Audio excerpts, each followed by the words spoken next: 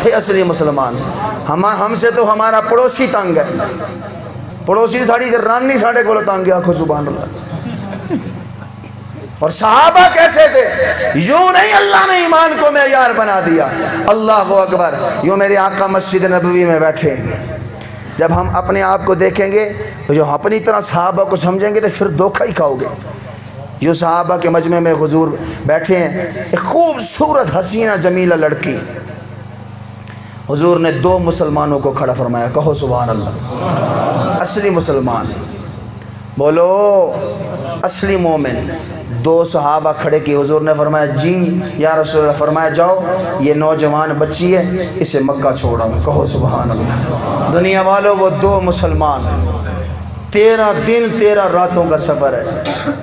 इस बच्ची को लेकर जब मक्का की धरती पे पहुँचे, भाई ने जब इन 2 नौजवानों के साथ बहन को देखा, बहन को पकड़ के कमरे में ले गया। कहने लगा बात सुन, ये तू मुसलमाना के नाल आई है, ये 2 मुसलमानों के साथ है, ये बता तेरी इज्जत महफूज है? बड़े हसीन व जमील ताकतवर नौजवान लड़के हैं, बता तेरी इज्जत महफूज है? बहना 13 दिन 13 रातों का तूने सफ़र किया, रास्ते में तुझे रात पे इन्होंने खैमे लगा के दिए, बिस्तर भी लगा के दिया होगा, तुझे पानी की ज़रूरत आई होगी, तूने पानी भी मांगा होगा, इन्होंने तेरे सामने खाना भी रखा होगा, तुझे कज़ाए हाजत आई होगी, इन्होंने तुझे पानी भी भर के दिया होगा। बता तेरी इज्जत महफूज है? 13 दिन 13 रातें, कई रातें आई हैं जंगलों में, तुमने रातें और दिन गुजारे, तेरी इज्जत महफूज है? दुनिया वालों, उस बच्ची की आंखों से आंसू जारी थे। ये थे सहाबा, ये थे सहाबा। उस बच्ची की आंखों से आंसू जारी हैं। आज जानी शराबी बैठकर मेरे सहाबा के ईमान को तोलते हो, और हरामियों तुम्हें क्या पता कौन थे सहाबा? मैं तुझे बताऊं कौन थे सहाबा। उस बच्ची की आंखों से आंसू जारी हैं, और आंसू की बरसात में कहने लगी भैया तू भी हातिम ताई का बेटा, मैं भी उसी की बेटी हूँ। ये हमारे फौज खड़ी है, दाएं बाएं पुलिस वाले चौकीदार खड़े हैं, हमारी इस कोठी बिल्डिंग के दाएं बाएं मेरी इज्जत की हिफाजत के लिए, घर की हिफाजत के लिए। आंखों में आंसू जारी है, रो के कहने लगी भैया अल्लाह की कसम, मैंने अपनी इज्जत, ये थे सहाबा, ये था सहाबा, ये था सहाबा का ईमान।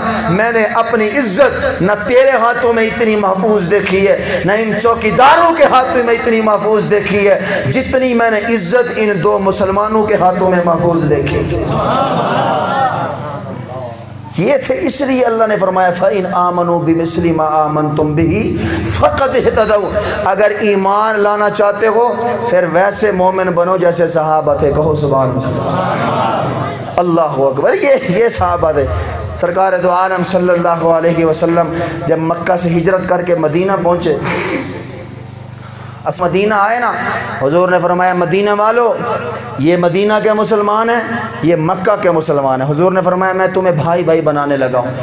भाई भाई बना दिया हुजूर ने। मदीने के मुसलमान खड़े होकर कह रहे थे या रसूल अल्लाह, आपने मक्का के मुसलमानों को हमारा भाई बनाया है, आका भी हमारी तरफ से ऐलान सुनिए, मेरी 2 एकड़ ज़मीन है, मैं अपनी 1 एकड़ ज़मीन अपने दूसरे भाई के नाम करता हूँ। कहो सुभान अल्लाह। ये थे सहाबा, ये था ईमान।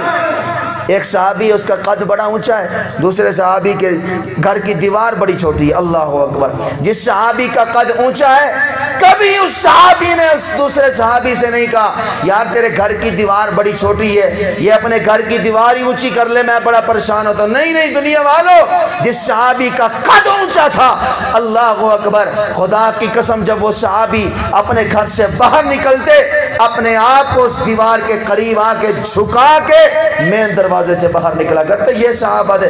और सुनो कैसे थे सहाबा।